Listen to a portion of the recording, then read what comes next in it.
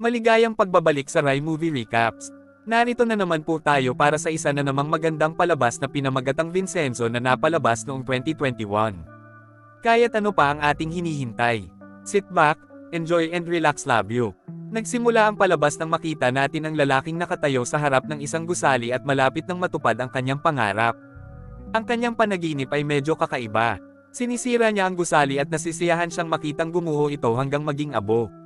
Hindi siya isang uri ng baliw. May isang napakatiyak na dahilan kung bakit niya gustong gawin ito. Si Vincenzo ay isang lalaking may pinagmulang Koreano na nakatira sa Italy bilang miyembro ng pinakamalakas na pamilya ng mafia.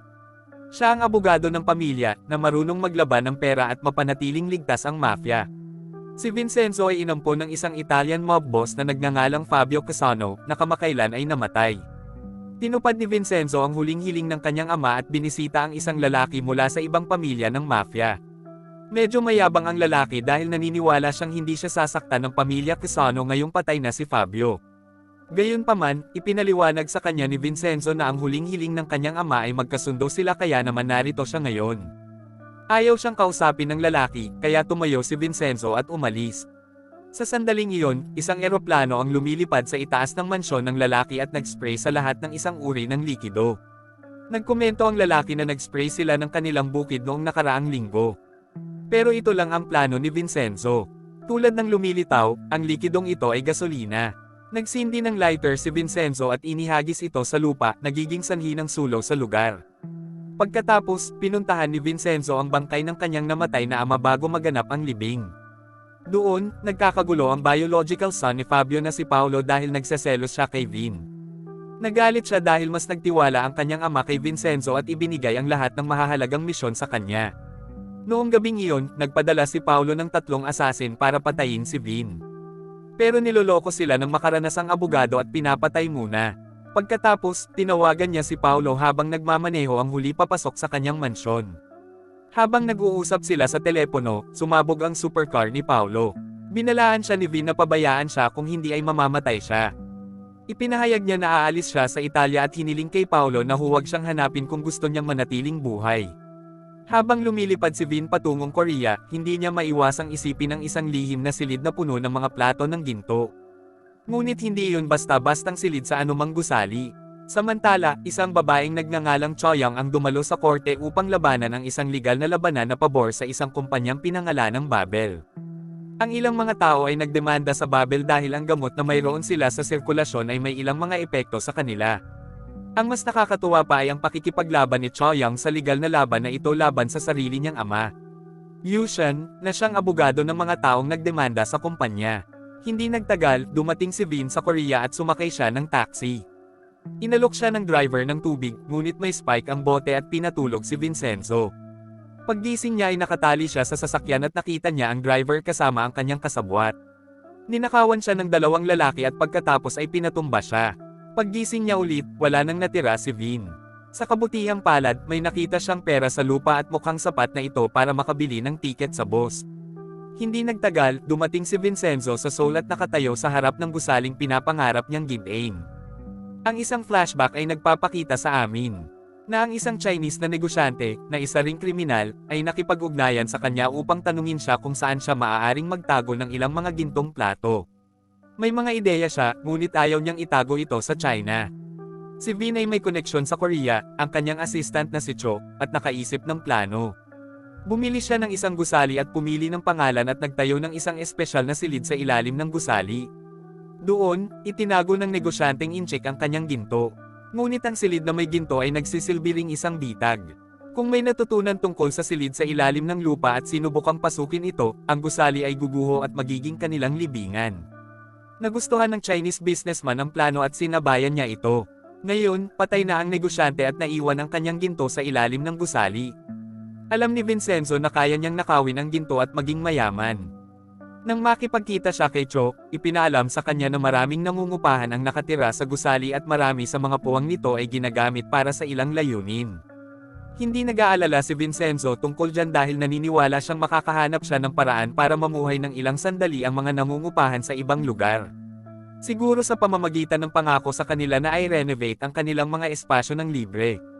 Ngunit kinaumagahan, lumitaw ang isang kinatawan mula sa Babel at sinabi sa kanila na gustong bilhin ng kumpanya ang gusaling ito at gamitin ito. Hindi lang iyon, binibigyan din sila ng lalaki ng isang mapagbigay na alok. Tinanggihan ni Vincenzo ang alok at nagulat ang lalaki dahil maganda ang pera. Nang gabing iyon, nagpa siya si Babel na gumawa ng mas mahigpit na hakbang at ilang armadong lalaki ang pumasok sa bahay ni Cho dahil siya ang legal na may-ari ng gusali. Nagbanta sila na papatayin ang kanyang pamilya, at napilitan si Cho na pumirma sa kontrata, ibinebenta ang gusali sa Babel. Kinabukasan, si Cho ay nagmamaneho ng kanyang sasakyan nang tawagan niya si Vin upang ipaalam sa kanya ang tungkol sa nangyari. Bigla siyang nabangga ng isang truck sa pagtatangkang patayin siya. Kasabay nito, bumisita sa gusali ang ilang magnanakaw na ipinadala ni Babel upang bigyan ng babala ang mga nangungupahan na mayroon silang 7 araw na makakaalis. Hindi sumasang-ayon ang mga nangungupahan sa kanila, at mabilis na uminit ang mga bagay-bagay. Si Choyong at ang kanyang ama ay nasangkot, at pinatikim sa kanila ng mga tulisan ang kanilang brutal na lakas. Ngunit pagkatapos, lumitaw si Vincenzo at nag-ayos. Matapos matamaan ang isa sa mga tulisan ay sinaktan din niya ang kanilang pinuno, at pinapabitin siya sa labas ng bintana. Binalaan niya ang lalaki na umalis, ngunit ang pinuno ng mga tulisan ay nag-utos sa kanyang mga tauhan na salakayin si Vin sa sandaling siya ay bumalik sa kanyang mga paa. Gayunpaman, lumitaw ang ilang pulis at tinapos ang paghaharap na ito. Pagkatapos ng insidenteng ito, nakipag-usap si Vin kay Yushan at napagtanto nila na maaari silang maging posibleng magkapanalig dahil pareho silang may mga interes. Na ang ibig sabihin ay ang Babel ay kanilang kaaway. Maya-maya, binisita ni Vin si Cho sa ospital at tinanong siya kung sila lang ba ang nakakaalam ng ginto sa gusali. Idineklara ni Cho na sila lang, pero hindi naman talaga mahalaga dahil kung ipaayos ni Babel ang gusali para magamit ito, malalaman nila ang tungkol sa ginto. Ang isang flashback ay nagpapakita sa amin na ang mafia ay inalagaan ng mabuti ang sikretong silid at ang mga taong nagtrabaho sa pagtatayo nito. Ang mga taong iyon at ang mga naglipat ng ginto ay pinatay ng isa pang koponan sa kalaunan. Muling bumalik si Vin kay Yuken at hiniling sa kanya na magtulungan upang pigilan si Babel sa pagpapaalis sa mga nangungupahan bago ang kanilang legal na deadline. Ang plano ni Vin ay bumili ng sapat na oras para maigiba niya ang gusali at maagaw ang ginto. Si Choyang ay tumatambay sa opisina ng kanyang ama at niyaya si Vin sa hapunan dahil lahat sila ay may trabaho ngunit walang saya. Sa hapunan, ibinunyag niya na nagtatrabaho siya sa isang law firm na nagngangalang Musong. At si Babel ang kanilang kliyente. Pansamantala, nakipagpulong si Sun Ho, ang presidente ng Babel, sa isang lihim na figure na naglalaro ng hockey sa yelo. Ang lalaking naka-hockey costume ay naghagis ng ilang hockey disc sa presidente para saktan siya. Humingi ng paumanhin si Sun Ho para sa kanyang hindi magandang pagganap, ngunit hindi kinukuha ng lalaki ang alinman sa mga iyon. Sinimulan niya itong bugbugin gamit ang hockey stick. Sa ibang lugar, dumedalo si Choyong sa isang pulong ng Musong at nagsimula siyang makaramdam ng kakaibang pagtatrabaho para sa kanila dahil malamang na mas asama silang tao. Narinig ng kanyang intern, isang lalaking nagngangalang Zhang, ang amo na nagsasalita sa telepono, at sinabi rin kay Choyong ang parehong bagay dahil binibigyan niya si Babel ng berdeng ilaw para mapaalis ang mga nangungupahan. Ngunit hindi lang iyon ang mangyayari. Gusto ni Babel na dumiretso at give-a ng gusali upang may renovate ito bago ito gamitin bilang lab. Kailangang makabuo ng plano si Vin ng mabilis, kaya't hinihiling niya sa mga nangungupahan na magtrabaho ng husto at maghanda ng isang bagay tulad ng isang maliit na pagdiriwang. Pagdating ng mga magnanakaw malapit sa gusali kasama ang mga bulldozer, nakita nila ang mga taong nagpi-party at nagsasaya. Maaari nilang subukang sirain ang partidong ito, ngunit marahil hindi iyon magandang ideya. Dahil inimbitahan ni Vincenzo ang Italian ambassador sa Korea na dumalo sa mga kasiyahan. Nang makita ng mga pulis ang mga magnanakaw, alam nila na ang mga lalaking ito ay ipinadala ni Babel, ngunit nakiusap sila sa kanila na pumunta dahil kailangan nilang madamay kung may mangyari ngayong gabi. Sa susunod na 2 araw, pinag-aaralan ni Vince ang mga batas sa Korea habang sinusubukan niyang humanap ng paraan para palawigin ang panahon ng biyaya para sa mga nangungupahan. Ang pagpapanatili sa mga nangungupahan sa gusali ay pipigil sa Babel mula sa paggiba ng gusali at paghahanap ng ginto. Nakapagtataka, nakatanggap si Yushan ng tawag sa telepono mula sa isa sa mga scientist na dating nagtatrabaho para sa medicine development team ng Babel. Sa katunayan, siya ang pinuno ng pananaliksik para sa isang partikular na gamot na kilala na nagdudulot ng mga side effect. Ipinaliwanag ng lalaki kay Yushan na marami sa mga gamot ni Babel ang nagdudulot ng mga side effect, ngunit iba ang ginagawa niya. Nang iturok nila ito sa isang voluntaryo, namatay ang lalaki. Ngunit hindi lang iyon. Sinisikap ni Babel na bumuo ng mga gamot na may parehong kahulugan ng salita. Gusto nila na ang mga tao ay guman sa kanilang gamot tulad ng mga junkies. Nagpa siya ang scientist na tumakas dahil naniniwala siyang hindi siya papayagan ni Babel na mabuhay pagkatapos ng mga insidenteng nasaksihan niya. Gusto ni Yuki na tumstigo siya sa korte, ngunit tinanong ng lalaki kung magagarantiyahan ng abogado ang kanyang kaligtasan. Sa kasamaang palad, sinasabi lamang sa kanya ng abogado na gagawin niya ang lahat ng kanyang makakaya. Na hindi sapat para sa siyentipiko. Nang maglaon, nakatanggap si Yusha ng tawag sa telepono mula sa isang babaeng kinatawan niya sa korte noong nakaraan, si MS. Oh, nasugatan ng babae sa kulungan, ngunit maayos na siya ngayon. Sinundan siya ni Vincenzo upang makita ang babae, at nakaramdam siya ng nakakaligalig na emosyon nang makita siya, kahit na tila hindi siya nakikilala ng babae. Nang gabing iyon, nakipagkita si Vin sa kinatawan ni Babel at hiniling. Sa kanya nabigyan siya ng 2 buwan bago gumawa ng mga hakbang si Babel upang ayusin ang gusali. Ayaw tanggapin ng lalaki ang proposal niya, pero may mafia way si Vin para kumbansihin ang mga tao. Sa lumalabas, nakakakuha siya ng mga pahiwatig sa lalaki at mayroon siyang ilang mga larawan nito kasama ang kanyang lihim na kasintahan. Natagpuan ng rep ang kanyang sarili sa isang mahigpit na lugar, kaya sinabi sa kanya ni Vin na kailangan niyang gumawa ng desisyon sa lalong madaling panahon. Ang oras ay mas idiniin para sa kanya, habang ang mga magnanakaw ay naghahanda na upang give-away ng gusali pagkatapos nilang puwersahin ang mga nangungupahan. Tinawag sila ng rep at hiniling na huminto. Habang nanalo si Vin sa isang labanan, gumawa ng panibagong hakbang si Babel, at isang assassin ang nagdulot ng pagsabog sa isang hotel kung saan tumutuloy ang ilang miyembro ng research team. Kinaumagahan, nalaman ni Yuki ang tungkol sa insidente mula sa balita at ipinapalagay niya na pinapatahimik ng kumpanya ang mga doktor na nagtrabaho sa pagbuo ng isa sa kanilang mga gamot. Nagmamadali siyang pumunta sa pinangyarihan ng krimen at nakitang napakabilis ng pulis na nagtatapos sa kaso. Pinagalitan sila ni Yuki at pilit na sinusunod ang procedure. Pero pilit siyang pinapakalma ni Vin nang makita niya ang 2 lalaking nakatitig sa kanila. Sa kanyang karanasan bilang dating miyembro ng mafia, alam niyang sila ang magiging susunod na target ng mga assassin na ito kung patuloy silang magdulot ng kaguluhan dito. Pansamantala, nakipagpulong kay Sun Hao ang isa sa pinakamalupit na abogado ng Wusong, isang babaeng nagngangalang Choi. Pagkatapos ng pulong, sinabi niya sa kanyang amo na nahihirapan siyang maniwala na ang lalaking ito ang nagpapatakbo ng Babel. Marahil ito ay medyo overstretched, ngunit naniniwala siya na si Sun Ho ay maaaring maging isang puppet na ginamit ng taong talagang nagpapatakbo ng masamang kumpanya. Samantala, muling tinawag ni Yu Chan ang mga siyentipiko upang subukang baguhin ang kanyang isip, bagamat malapit na niyang makamit ito. Ang lalaki ay nangangailangan ng ilang oras upang mag-isip tungkol dito dahil ang kanyang buhay ay nakataya. Sa ibang lugar, nakipagkita si Choyong kay Choi at may tensyon sa pagitan nila. Parehong mabangis ang 2 babae at gusto nilang manig sa isa't isa. Nang maglaon, nakipagkita rin si Choyong sa kanyang ama na nagtatanong sa kanyang moral compass. Nag-away silang 2 kung saang dulo ng ilog sila dapat, kaya uminom si Choyong para maalis ang stress. Bandang hating gabi, isang pulis ang kumatok sa pinto ng scientist sa hotel na tinutuluyan niya.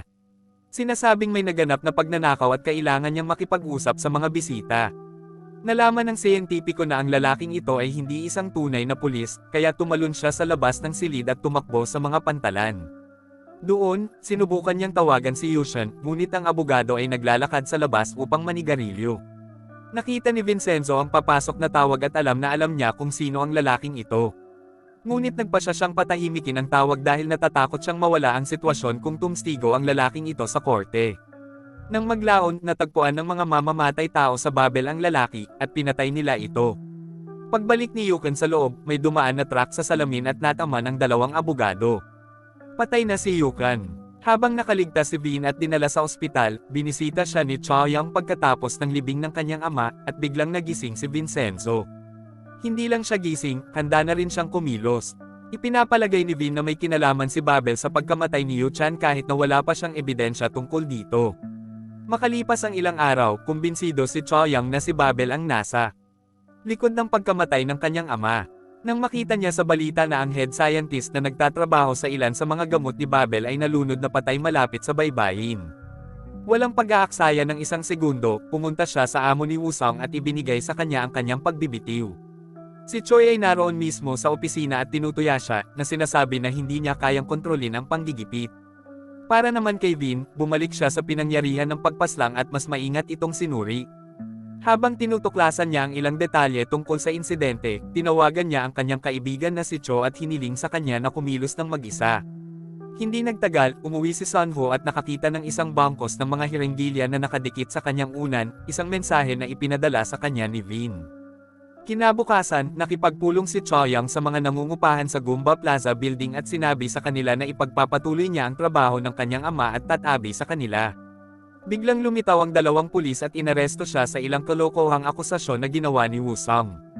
Nang malaman ito ni Vin, sumugod siya sa istasyon ng pulisya at ipinakita sa kanila kung sino ang amo. Tinanong niya ang mga pulis kung mayroon silang anumang patunay tungkol sa kanilang akusasyon, at dahil wala sila, pinaalis na lang niya si Choyang doon, sa labas lamang ng istasyon ng pulisya. Sa turn, ipinakita ni Jang ang kanyang sarili kay Vin at sinabi sa kanya na siya ay isang malaking tagahanga, kahit na ang lalaking ito ay mukhang sweet. Nagsisimula siyang kumilos ng mas kakaiba habang lumilipas ang panahon. Hindi nagtagal, naghanda si Vin sa susunod na hakbang at dinala si Choyang para bisitahin ang lalaking nagmamaneho ng truck na pumatay sa kanyang ama. Gustong malaman ni Vin kung sino ang nag-utos sa kanyang ngunit ang lalaki ay kumilos ng matigas sa simula. Alam ni Vin na hindi niya kayang mga tuwira ng isang ganoong lalaki ngunit iniharap din sa kanya ang mga katotohanang alam niya. Alam niyang binawasan ng isang tao ang kanyang sentensya sa 2 taon lamang kahit na sinentensyahan siya ng mas mahabang panahon dahil sa uri ng kanyang mga krimen. Kaya walang paraan na ang taong ito ay hindi nauugnay sa isang taong may maraming kapangyarihan. Pagkatapos, ginamit ni Vin ang kanyang maitim na personalidad para kumbansihin ang lalaki, sinabing makakahanap siya ng mga taong nasa kulungan na handang pumatay sa kanya. Ang lalaki ay pumutok at binigyan sila ng isang pangalan, ngunit sinasabing hindi niya nakilala ng personal ang lalaking ito. Tumayo si Vin upang umalis ngunit pagkatapos ay nagpa siya na wakasan ang lalaki ng hindi direkta. Sumisigaw at nagpapasalamat sa kanya sa pagsang-ayon na makipagtulungan sa kanya at maging saksi niya sa korte.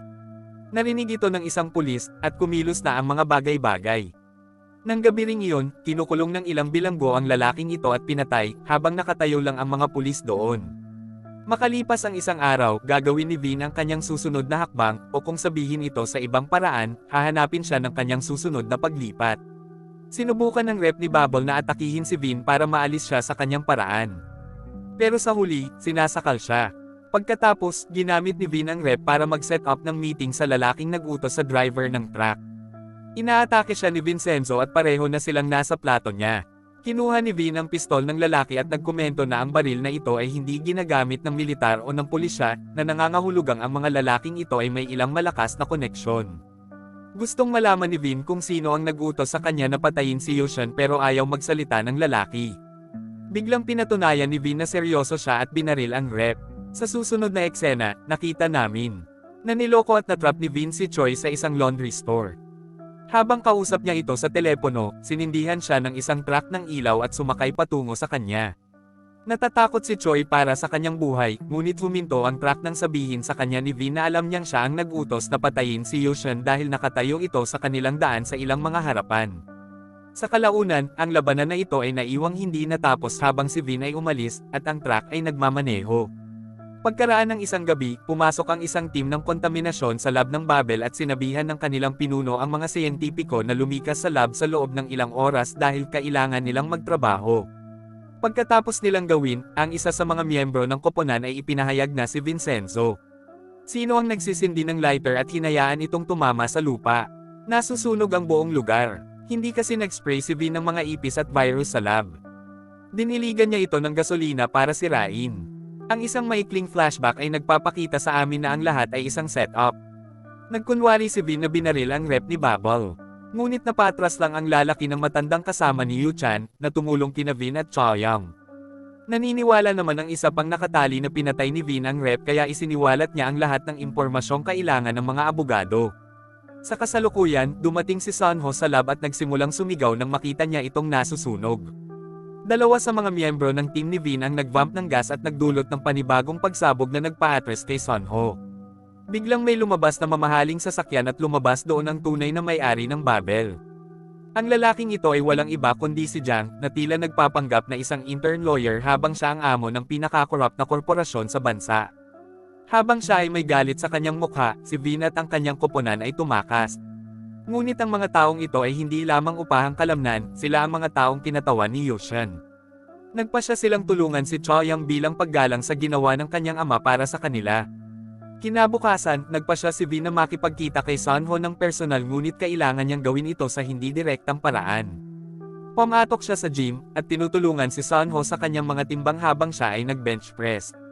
Habang tinutulungan niya siya sa kanyang pag-eehersisyo, si Vin ay nagpapanggap na siya ay isang tagahanga niya at nagtatanong ng mga hindi kaugnay na katanungan tulad ng kung siya ay inspirasyon ni George Soros. Bilang isang abogado at dating miyembro ng mafia, si Vincenzo ay isang mahusay na judge ng mga karakter. Nang muli niyang makilala si Choyang, sinabi niyang hindi gaanong matalino si Sunho, na nagpapaniwala sa kanya na hindi siya ang totoong tao na nagpapatakbo ng Babel. Naniniwala si Vin na ang susunod nilang target ay tingnan ang buhay ni Director Gil, isang lalaking namamahala sa pagpapaunlad ng droga. Pero kailangan maghintay dahil may bagong problemang darating. Ang mga biktimang dumaranas ng side effect ng gamot ni Babel ay gustong bawiin ang kaso dahil isang tagapamagitan ang nag-alok sa kanila ng malaking halaga ng pera.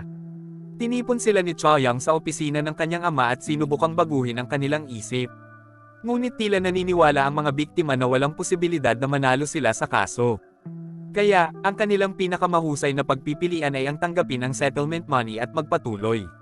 Sa ibang lugar, nag-set up ang Sunho ng isang kaganapan kasama ang ilang mga reporter at binabati ang mga mananaliksik na gumawa sa isang bagong gamot na malapit ng mailipat. Ngunit habang binabati niya ang mga mananaliksik, ang isa sa kanila ay dumura sa kanya at bumagsak sa sahig. Samantala, bumisita ang mga magnanakaw sa isang pizza restaurant sa Ganja Plaza, at kunwari ay nakakita lang sila ng pako sa kanilang pagkain. Kumuha sila ng ilang mga larawan ng pako sa pagkain upang magsalita ng hindi maganda tungkol dito sa social media. Ngunit pumasok si Vin at sinabihan silang tumigil. Pagod na ang mga magnanakaw sa pagsali ni Vin, kaya nagpasya silang atakihin siya. Magaling si Vin sa kanyang mga kamay at nagagawa niyang bugbugin ang mga ito. Ang pinuno ng mga magnanakaw ay ang huling nakatayo sa kanila at hiniling ni Vin sa lalaki na bayaran ang kanyang pagkain. Nanginginig na binayaran ng pinuno ng mga tulisan ang chef ng pizza at saka tumakbo palabas. Kapag si Choyang ay may sandali na nag-iisa kay Vin, hinihiling niya sa kanya na gumamit ng isang hakbang sa kanya upang makita kung gaano ito masakit. Nakita niyang ginagamit ni Vin ang galaw na ito sa isa sa mga thug. Inilapit ni Vin ang kanyang kamay sa kanyang noo. At mas nagiging close silang dalawa kahit nasa sitwasyon. Ang dalawa sa kanila ay nag-ambala ni Zhang, na pumasok sa opisina at nagbukas ng isang informal na karne ng baka kasama si Vin. Nagpasya silang dalawa na lutisin ang kanilang mga hindi pagkakaunawaan sa pamamagitan ng pagbisita sa isang restaurant at tingnan kung sino sa kanila ang makakain ng pinakamaaanghang na pagkain. Kinabukasan, muling nakipagkita si Vin sa mga nangungupahan bilang isa sa kanila, na isang monghe, tinatapos ang kanyang mahabang pagdarasal at panahon ng pag-aayuno. Sinabi sa kanila ni Vin na siya ay nakaset up para sa kanila. Makakalipat sila sa ibang gusali at manirahan sa ilang bagong apartment ng libre habang nire-renovate niya ang Gumba Plaza. Kapag natapos na siya, babalik sila at titira sa kanilang mga apartment. Pagbalik lang nila ay mas magiging maayos ang kanilang mga apartment. Isa-isang inilalagay ni Vin ang lahat ng bagay sa lugar. Ang susunod na dapat niyang asikasuhin ay ang tagapamagitan na nagtangkang suhulan ng mga biktima ni Babel. Ninakaw ni Vincenzo ang mga nakatagong ari-arian ng lalaki dahil matagal na itong nangungurakot ng pera at ibinibigay ito sa ilang non-profit na organisasyon. Pagkatapos, sinamahan ni Vin si Choyang sa isang paghaharap laban sa amo ni Choi at Wusam. Sa panahon ng pagpupulong, narinig ni Choi ang boses ni Vin at naalala niya ang boses ng lalaking kausap niya sa telepono noong gabing iyon nang makorner siya sa laundry store. Ito kaya ang parehong lalaki. Makalipas ang isang araw, nagkita ang magkabilang panig sa labas ng korte ngunit ang tunay na intensyon ni Vin ay hindi na maglitis laban kay Wusang dahil alam niyang matatalo sila. Kaya naman, may naisip siyang ibang plano. At kinuha niya ang mga nangungupahan ng plaza upang magprotesta sa labas lamang ng korte hanggang sa makonsela ang paglilitis at ilipat sa ibang petsa. Sa susunod na oras na magaganap ang korte, nakipagpulong si Choi at ang kanyang amo sa hukom at hilingin sa kanya na gumawa ng desisyon na pabor sa kanila. Ipinahayag ng hukom na maaaring matulungan niya sila. Ngunit humingi din siya ng maliit na donasyon sa amo ni Wusam. Nang magsimula ang paglilitis, nagpanggap si Choyang na siya ay may sakit upang mabili ang kanyang sarili ng ilang oras. Sinabotahe ng mga nangungupahan ang gusali, at nagsimulang umagos ang tubig mula sa lahat ng dako hanggang sa muling i-schedule ng hukom ang paglilitis. Nang maglaon, naglakad-lakad si Vin sa paligid ng gusali at gumamit ng metal detector upang mahanap kung saan eksaktong matatagpuan ang ginto. Gayunpaman, wala siyang ideya na siya ay sinusundan ng isang malokong ahente na naghihinala sa kanya bilang isang miyembro ng mafia. Bagamat nahuli siya ng ahente sa akto, ang taas ng disenyo ng bintana ay hindi nagpapahintulot sa kanya na makita ang detector. From his point of parang lumuhad si Vin para magdasal. Sa ibang lugar, inimbitahan naman ni Jiang sina Sunho, Choi, at ang boss ni Woo-sung sa isang meeting room para bigyan sila ng presentation. Nagsimula siya sa pagsasabing ang lumikha kay Babel ay ang ama ni Sunho ngunit ang kasalukuyang pangulo ay hindi lamang ang kanyang anak. Ibinunyag niya na siya ay kapatid ni Sunho at ang taong talagang nagpapatakbo ng Babel. Ang amo ni Woo-sung at si Choi ay napilitang pumalakpak para sa kanya. Ngunit ipinakita ng huli ang kanyang galit sa bandang huli nang maiwan siyang mag-isa sa kanyang opisina. Ipinakita ni Xiang sa lahat kung gaano siya kalupit kapag isinagawa niya ang kanyang bagong plano. Una, binugbog ng kanyang mga tao ang isa sa mga karibal sa korte at tinurukan siya ni Director Gil ng droga. Pagkatapos, nagtatanim sila ng pera sa lahat ng iba pang biktima ng gamot. Hindi nagtagal, lahat sila ay dinala sa himpilan ng pulisya. Ngunit sumugod doon si Choyang para ipagtanggol sila. Sinabi sa kanya ng mga pulis na ang mga taong ito ay nagtutulungan at sila ay nagnanakaw ng pera mula sa Babel. Sinubukan ni Choyang na sabihin sa kanila na wala silang anumang tunay na ebidensya ngunit ngayon ang salita niya laban kay Woo-sung. Bago ang paglilitis, nilapitan ni Jiang sina Vin at Choyang para sabihin sa kanila na hindi sila makakalaban ni Woo-sung dahil isa silang malaking kumpanya. Hiniling niya kay Choyang na isipin ito muli at huwag madala kay Vin. Ang kanilang pagpupulong ay hindi nagtatapos sa pinakamahusay na tala, ngunit kailangan nilang isave ang kanilang masamang damdamin para sa ibang pagkakataon. Kapag oras na para muling litisin, alam ni Vin at Choyang na hindi kakampi sa kanila ang hukom. Kaya kailangan nilang gawin ang isang bagay tungkol dito. Matapos tawagin si Direk Hill bilang saksi, tinawag ni Choyang ang asawa ni Hill bilang kanyang saksi. Tila, hindi na siya mahal ng kanyang asawa at pumayag ng magbunyag ng isang sikreto na gumagamit ng droga si Direk Hill.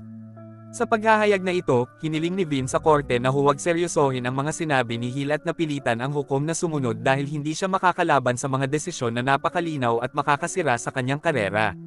Sa pamamagitan nito, binili ni Choyang ang kanyang sarili at ang kanyang mga kliyente ng mas maraming oras, tulad ng sinasabi nila, mabuhay upang labanan sa ibang araw. Galit na galit si Jiang sa mga pangyayaring ito, at sinigawan ang kanyang kapatid. Tinanong siya ni Sunho kung papatayin niya ba siya tulad ng ginawa niya sa kanilang ama, at isang flashback ang nagbabalik sa amin sa nakaraan upang ipakita sa amin ang nangyari. Nagkasakit ang kanilang ama, at nagpasya si Jiang na patayin siya sa pamamagitan ng pagpapainiksyon sa kanya ng droga ni Direk Hill. Sa kasalukuyan, nagulat si Zhang na alam ito ng kanyang kapatid dahil akala niya ay wala siyang ideya. Kumuha siya ng tinidor at pinagbabantaan ang kanyang kapatid kung sakaling magsasalita ito muli. Pansamantala, ang mga nangungupahan ay naghahaponan bago sila lumipat sa kanilang mga bagong apartment sa loob ng ilang buwan nang humingi sa kanila ng kagatang isang pulubi. Ang pulubi ay nagsimulang magkwento sa kanila ng isang nakakabaliw na kwento. Sinasabi niya na nakatira siya sa mga lansangan ilang taon na ang nakalilipas at tahimik na nanunood habang itinayo ng ilang lalaki ang gusaling ito. Nakita niya sa sarili niyang mga mata ang mga lalaking iyon na may dalang maraming lamin ng ginto at itinago ang mga iyon sa ilalim ng mismong gusaling ito. Pinagtatawanan siya ng mga nangungupahan dahil napakabaliw ng kwentong ito para paniwalaan, ngunit may patunay ang pulubi. Sinabi niya na ang taong nagtayo ng lugar na ito ay pinatay, ngunit nakuha ng pulubi ang telepono ng isa sa mga lalaking iyon. Sa katunayan, dala ng pulubi ang teleponong iyon at ipinakita sa kanila ang larawan ng trabahador na may hawak na gintong plato. Kinaumagahan, sinabi ni Vin sa mga nangungupahan na oras na para lumipat sila sa kanilang mga bagong apartment tulad ng kanilang napagkasundoan, ngunit nagbago ang isip ng mga nangungupahan.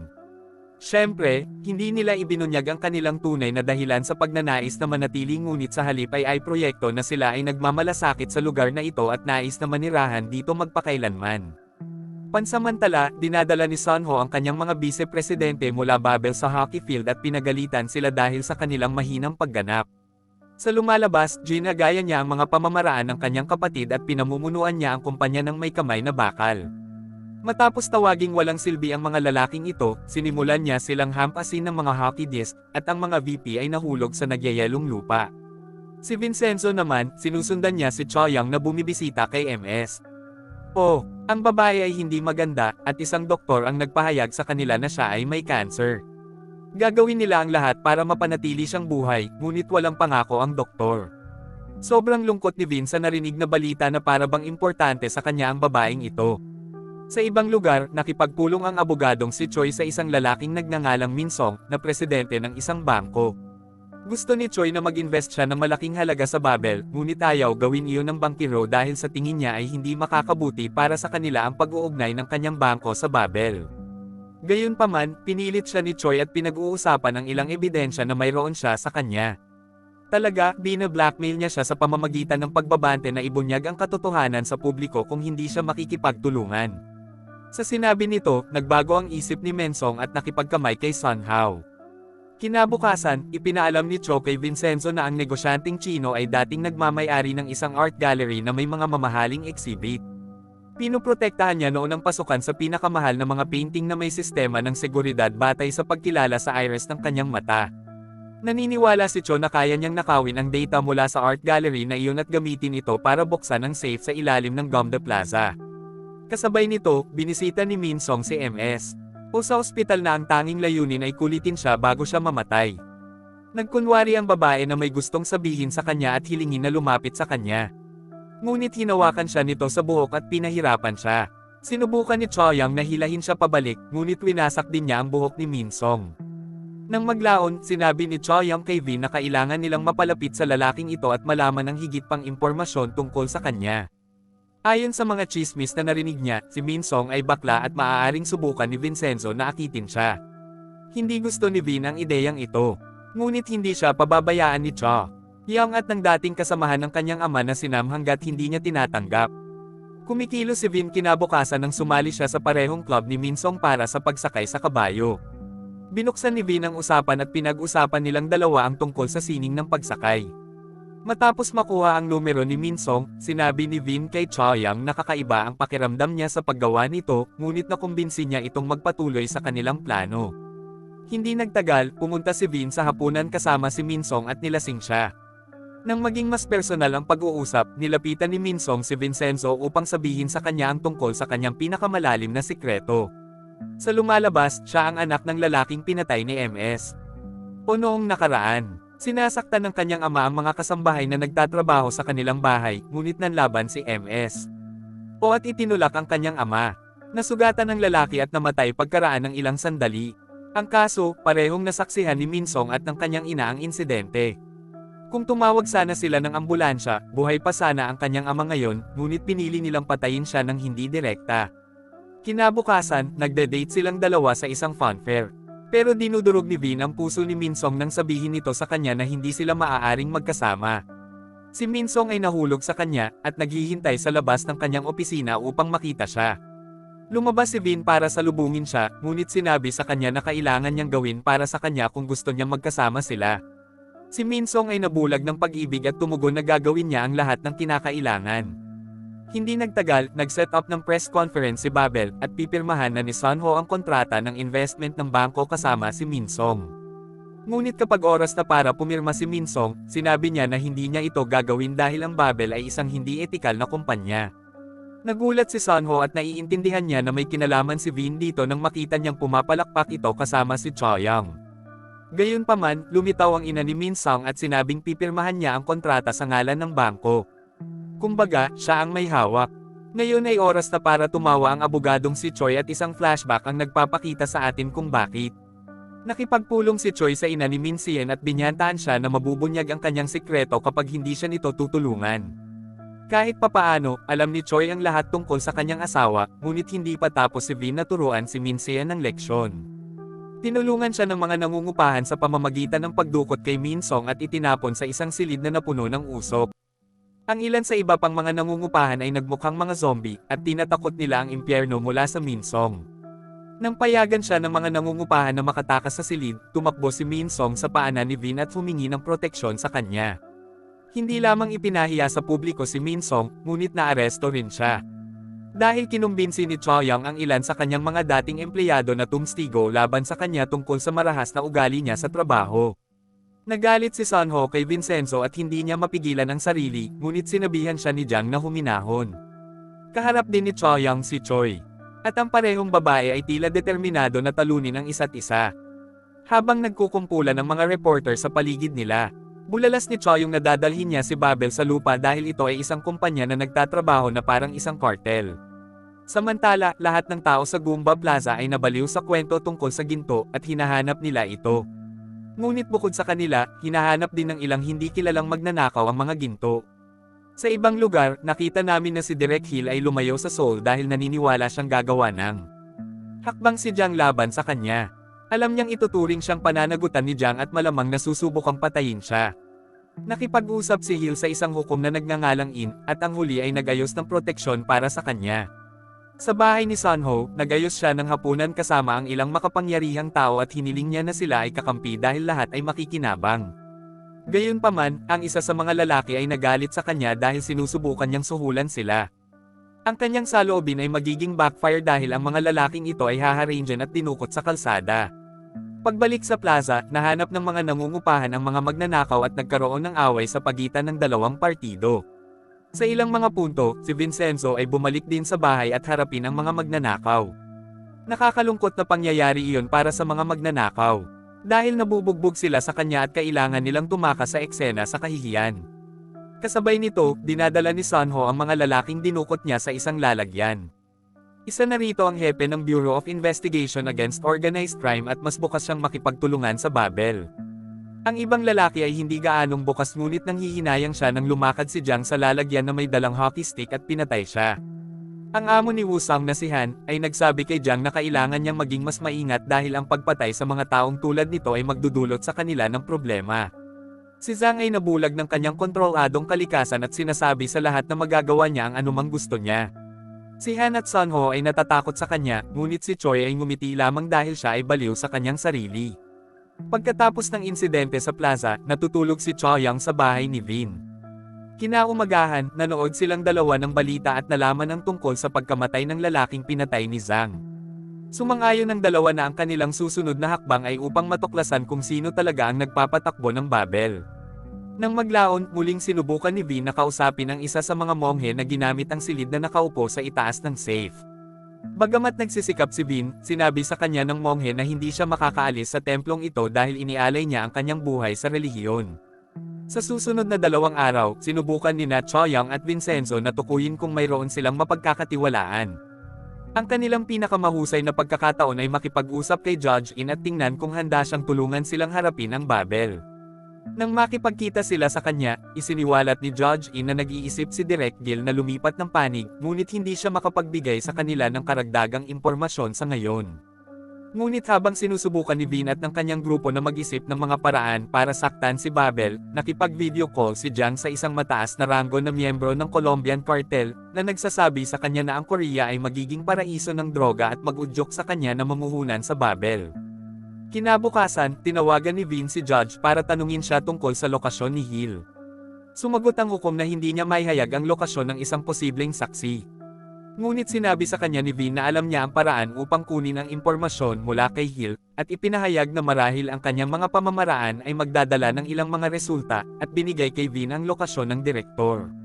Sina Choyang at Namtag kasama si Vin at sinundan nila si Hill.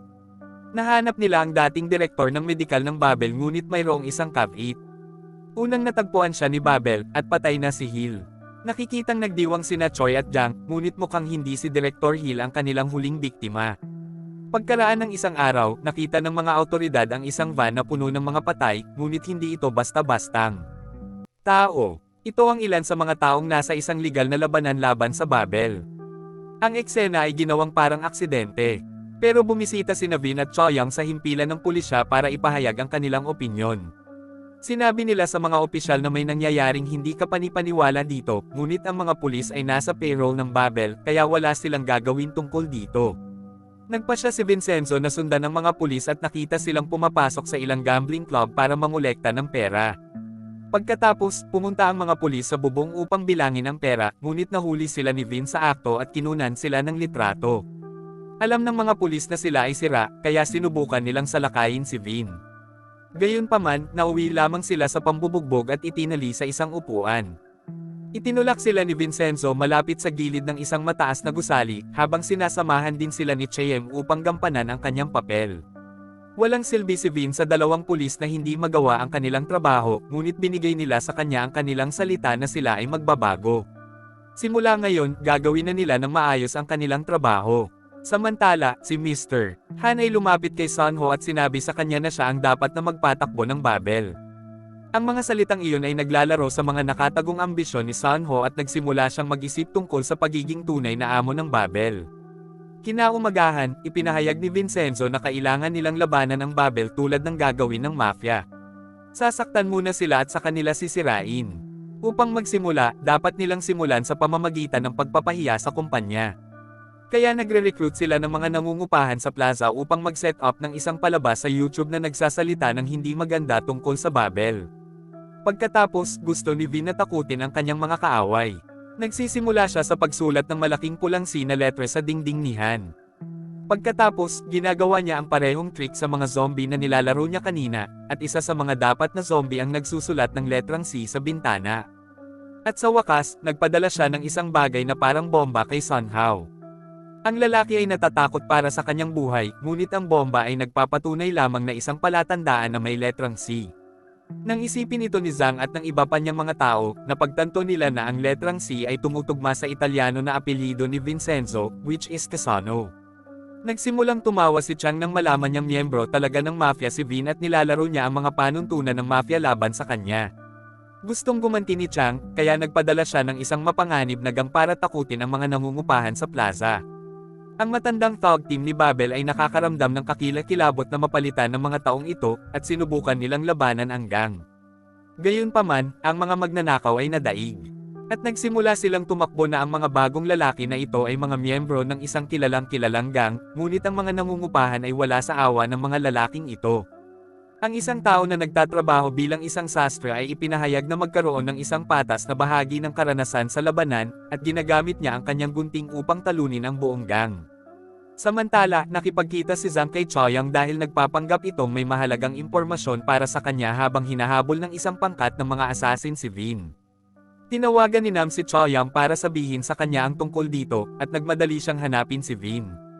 Sinundan ni Zhang ang pagkukunwari ng pagtulong sa kanya habang si Vin ang nagtatakda ng mga assassin, at pinapatay ang karamihan sa kanila. Pinayagan niyang mabuhay ang isa sa kanila para tanungin siya, ngunit hindi ibinunyag ng assassin kung ano ang gustong malaman ni Vin. Alin ang tunay na pagkakakilanlan ng amo ni Babel? Hindi nagtagal, nahanap ni Zhang at Chaoyang si Vin na nakahawak sa telepono ng assassin. Sinabi ni Vin na oras na para malaman kung sino ang nagpapatakbo ng Babel at tumawag sa isang kontak sa telepono ng assassin. Nagsisimulang makaramdam ng kaba si Zhang nang mag-vibrate ang kanyang telepono sa loob ng kanyang jacket. Naglalakad pa si Vin palapit sa kanya, ngunit hindi niya marinig ang pag-vibrate ng telepono ni Zhang. Kinabukasan, binisita ni Vin si Miss O sa ospital, na nagsabi sa kanya tungkol sa mga pinagsisisihan niya sa buhay. Ibinunyag niya na inabandonan niya ang kanyang anak noong nakaraan dahil wala siyang mapagkukunang pinansyal upang mapangalagaan ang kanyang anak. At dito na nga nagtatapos ang palabas natin para sa araw na ito. Maraming salamat sa panunood.